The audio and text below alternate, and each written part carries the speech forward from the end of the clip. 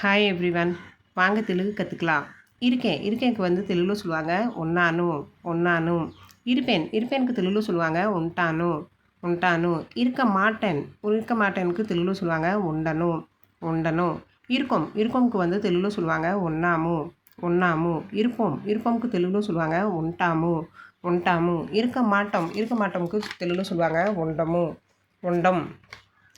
నా బస్సులో ఇరికేకి తెలుగులో சொல்லுவாங்க నేను బస్సులో ఉన్నాను.